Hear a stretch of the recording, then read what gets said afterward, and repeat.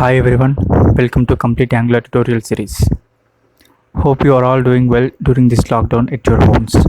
And let's jump into the series. In our previous video, we discussed about what Angular is and why we use it.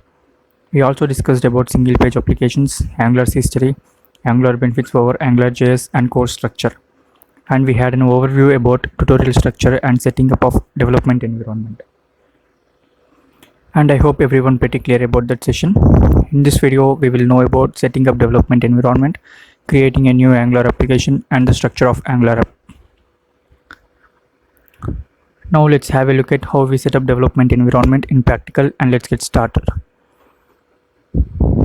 Installing and setting up an Angular development environment. Before getting started with the Angular, we must set up our development environment and install required tools to work with Angular application. We need to decide which tools that we are going to use to help us work efficiently on our Angular project. To set up, we are going through 3 simple steps.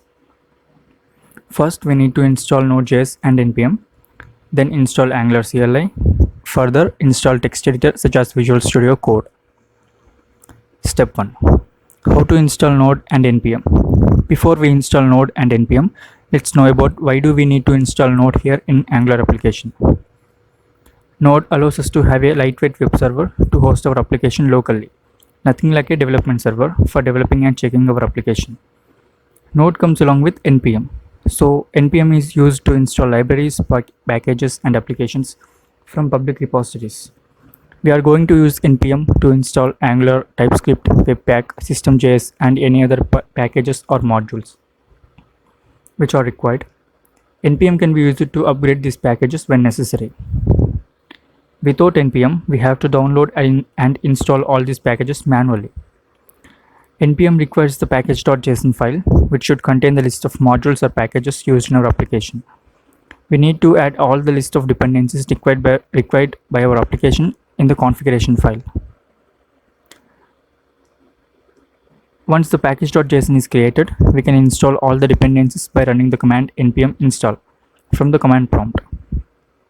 Node package manager comes with Node.js. It's by default.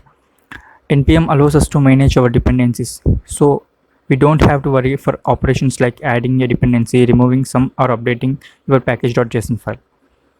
For writing unit tests, we need to install test libraries using npm, and for minifying JavaScript files, install a minification library from npm and execute all of these libraries using Node. Generally, what does minification mean? Minification is the process of minimizing code and markup in web pages like HTML, CSS and JavaScript files by removing unnecessary characters and code like comments, etc. in our code without altering the existing functionality. So it dramatically improves site speed and accessibility and leads to better user experience. Third, and the most important, npm gives you Angular Cli. Angular Cli is a great tool for unfolding our application. Using Angular Cli, we can generate building blocks of Angular just by using commands.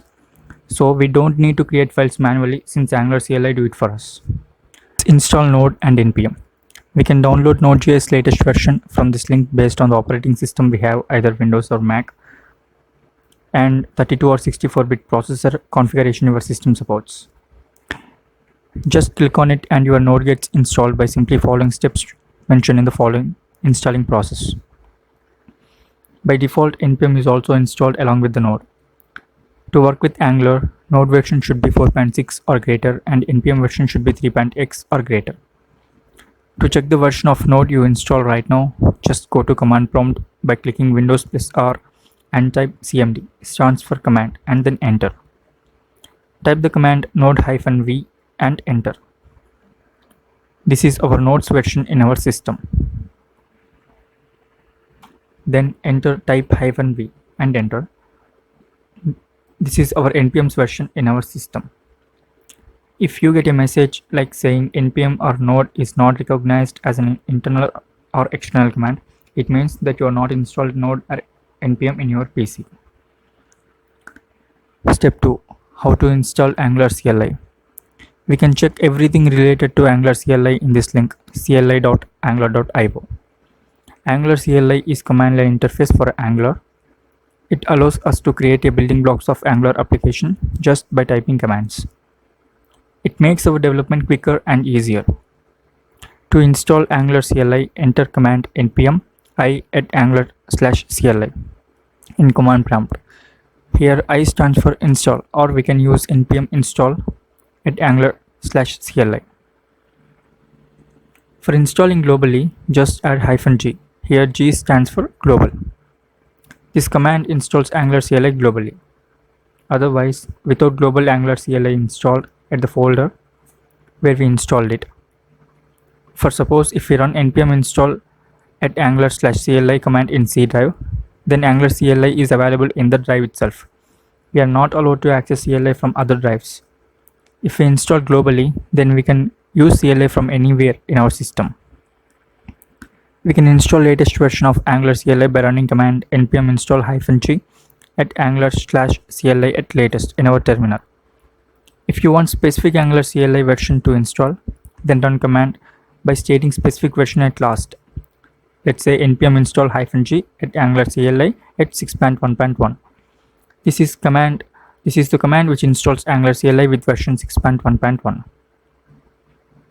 To check the current version of Angular CLI, run the command ng-v or ng-version.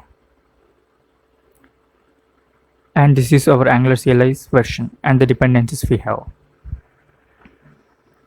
These are the commands we generally use to generate building blocks of Angular. Building blocks of Angular are components, modules, services, directives, and so on. We can add them manually, but Angular CLI makes this work easier. We can generate them by running these commands.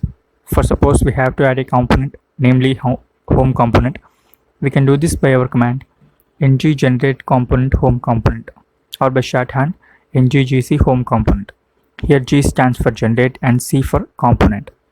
And same for all other building blocks. S for service, M for module, T for directive. And we can also create class, interface, enum, module, and gods.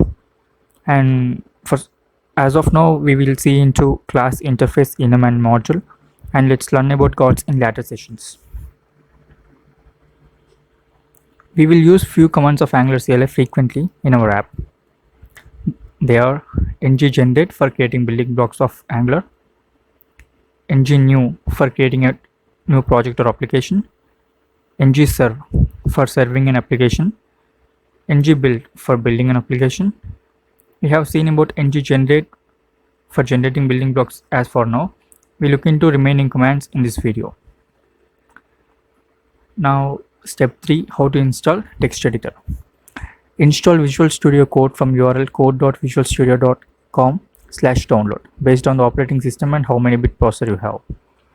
It's just as simple as that. I have installed all the requirements listed in this video already.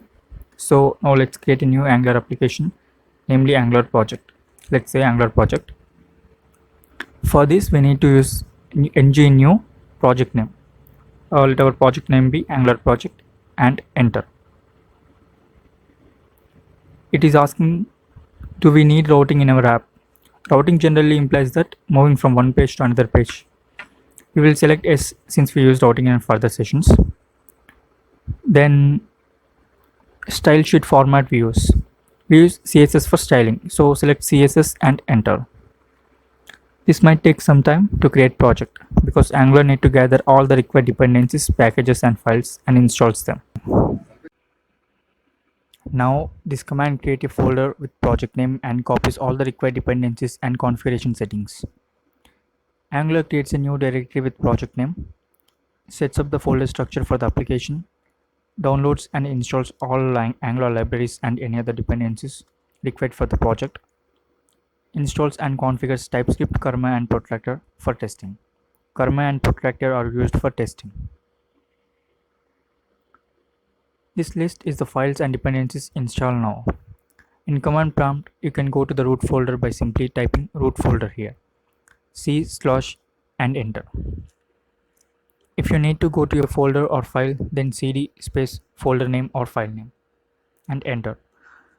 If you want to go to any other drive, then simply type the drive name, let's suppose E and colon, and enter. Now open our app in Visual Studio Code to develop our application. For that, go to the folder path where you have created your application. Here go to C drive and the folder of the project and type code space dot and enter. Now Visual Studio Code will be opened with our project loaded. It automatically opens our app in Visual Studio Code.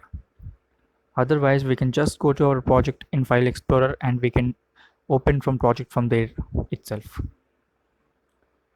The window we see bottom is console. We can toggle this by command control with backtick. It opens and hides. The command is control with backtick. We can run our CLI commands here itself, and we can also create new project here using ng-new command. And we already did using command prompt, so no need of doing now.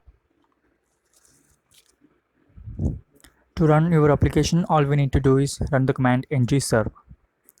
This command will build our application, bundles all our code using webpack and makes it all available through local web server at localhost 4200.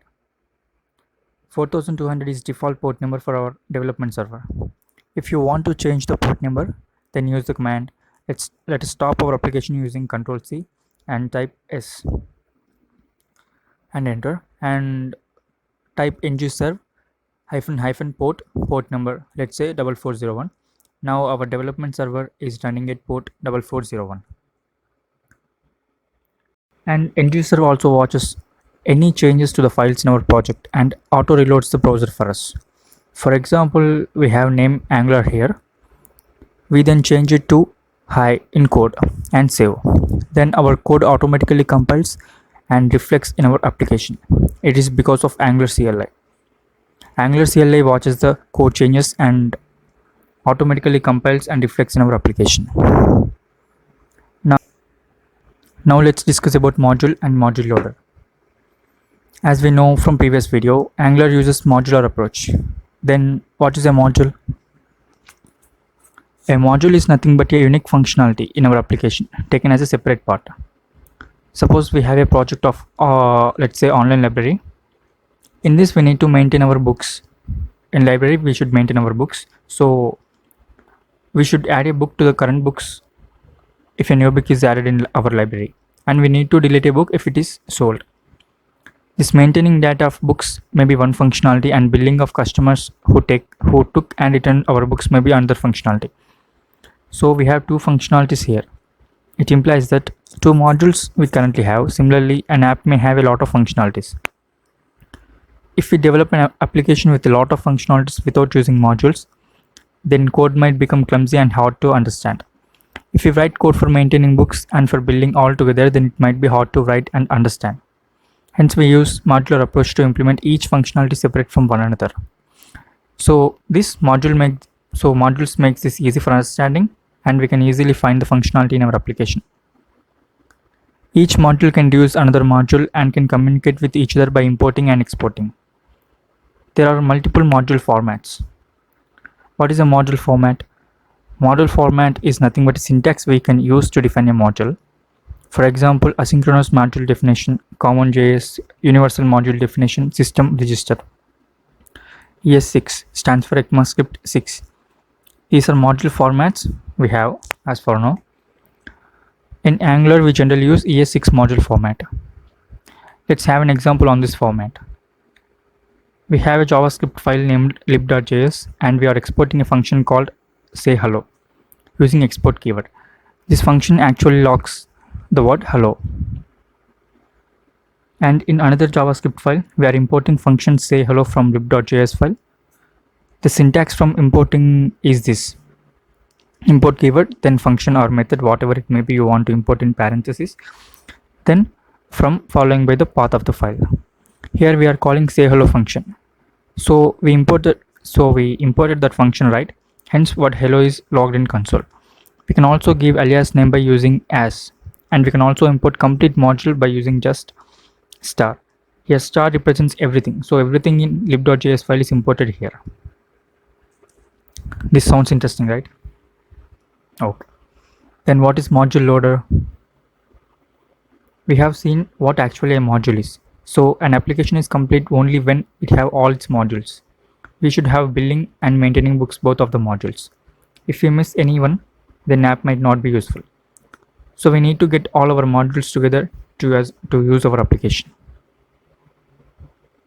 Module loader takes a group of modules with their dependencies and merges them into a single file in the correct order. This process is called module bundling. Why module loader is required? In our applications, we create a lot of JavaScript files. We then include them in our HTML file using a script tag. This is generally known to everyone. When user requests for a file, the browser loads this file. This is inefficient as it reduces the page speed as the browser requests each file separately. The above problem can be solved by bundling several files together into one big file. The entire file can be downloaded in one single request. This will reduce the number of requests for the page loads. You can also minify the files, removing extra spaces, comments, unnecessary characters, etc., and makes files smaller. When you write modular JavaScript applications, you usually end up having one file per module. So when writing an application that consists of hundreds of modules, it could get quite painful to make sure all files are included. And it might be in the correct order. So basically a loader will take care of the dependency management for you by making sure all the modules are loaded when the application is executed. Choosing a module loader. We need to choose our module loader very wisely. There are many module loaders. The two popular module loaders are Webpack and System.js. Webpack is more flexible module bundler than System.js. It can not only bundle modules but also minifies our modules. It also comes with a development server with a hot module replacement option and loads a module written in a certain module format. A module loader runs at runtime.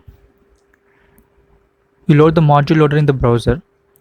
The module loader downloads and interprets the app file, and it only downloads the files which are needed. If you open the network tab in your browser's developer console, you will see that many files are loaded on demand by the module loader. It only downloads the file on demand. It just not downloads the entire file. A few examples of the more popular module loaders are Require.js, System.js, and now let's see module bundler. A module bundler replaces a module loader, but in contrast to a module loader, a module bundler runs at build time.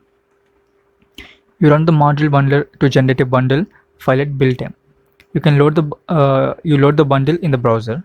If you open the network tab in your browser's developer console, you will see that only one file is loaded. No module loader is needed in the browser. All code is included in the same bundle. Examples for the module bundler are Webpack. The Angular Cli project has moved to Webpack from System.js, so we are going to stick with Webpack in our future tutorials. Webpack. Let's discuss about Webpack. Webpack is a powerful module loader. It takes modules with dependencies and generates static assets representing those modules. Webpack has the ability to bundle any kind of files such as JavaScript, TypeScript, CSS, SAS files, HTML, fonts, etc. This parser that can process nearly every third-party library. It also have dev server. It's called as Webpack dev server. The Webpack also comes with a development server. You can see your application running as you develop the application. The development server uses the Webpack's watch mode. Any changes made to your application are instantly updated. Webpack configuration. The Webpack can be configured by using the Webpack config.js configuration file. To install a Webpack, just go to the command, just run the command npm install webpack save dev, npm install dev server save. The first one is for installing Webpack and second one is for Webpack dev server. Or you can also add it as a dependency in project.json file and then run the command npm install. Npm install generally installs all the dependencies which are noted in project.json file. Suppose we want to use moment.js library, we just need to install it via npm like so. Npm install module name such that moment-save. There are a lot of files created by Angular for us while project creation. Let us go through them, each one of them. The root folder application contains subfolders end-to-end files, node modules, and source, and also contains a few configuration files. Package.json. Package.json is an npm configuration file that lists all the third-party packages that your project depends on, along with the version. It consists of all dependencies and dev dependencies required for Angular project. Editor config. This is the configuration file for the Visual Studio Code editor. Browsers list. It ensures the compatibility of the Angular app with different browsers. Git ignore file. Git configuration to make sure auto-generated files are not committed to source control. Auto-generated files, let's say node modules, configuration files, they should not be committed in Git. Angular JSON file. This is the configuration file for Angular CLI. The older versions of the Angular used the file Angular CLI.json file. Karma configuration file. This configuration is used for the testing. tsconfig JSON, tsconfig app JSON, and tsconfig spec JSON. Actually, spec files are nothing but testing files. And when you create each component using Angular CLI with the command ng new generate home component, you will get 4 files, namely HTML file, TS files, CSS file, and spec file. This spec file is used for testing. tsconfig JSON is a TypeScript compiler configuration file. This file specifies the compiler options required for the TypeScript to compile the project. tsconfig app JSON is used for compiling the code, while tsconfig spec JSON for compiling the test. tslint JSON. tslint is a static code analysis tool. We use this to check TypeScript code quality. To check if TypeScript source code compiles with coding rules, tslint checks your TypeScript code for readability, maintainability, and functionality errors. End-to-end. This folder contains the files required for end-to-end test by Protractor. Protractor allows us to test our application against a real browser. Node modules. All our external dependencies are downloaded and copied here by npm package manager. Node modules are get installed when you type the command npm install. So all the dependencies are being installed and added to node modules. Assets. A folder where you can put images and anything else to be copied wholesale when you build your application. That's like images or any resources you want to use in your application, you can add it there. Environment files. The environment folder is where we define environment variables for various build setups. The build setups can be development, production, testing, and staging. Angular creates 2 build environments out of the box. One is development, which is the default, and we use that, and the other one is the production. The 2 files environment.ts is the default for development, and the environment.ts is for the production build. Polyfills file. Different browsers have different levels of support for web, so polyfills help to normalize those differences. Styles.css. Angular global styles will come under this. Most of the time we will use local styles in our components for easier maintenance, but styles that affect all our applications need to be in central place, so we use them here. This is the main entry point for unit test. Another command we need to discuss in Angular CLI is ngbuild. By running this command, it bundles all our JavaScript, CSS, and HTML files into a smaller set of files, which we can host on another site simply, and creates a dist folder. What is a dist folder? Dist. Whenever we build an application, the dist folder is created, containing all the transpiled code of our Angular application in the format of JavaScript, and also the required HTML and CSS files. Generally, dist stands for distributable, and this folder is used for hosting in server. We can give the path of this folder in the server, so our application runs in the server. We are going very well, right? And learning a lot of things. Yes, that's it for today. In the very next session, we will learn about architecture of Angular with building blocks and execution flow of Angular. Thanks for watching. Please like, share, and subscribe. Thank you.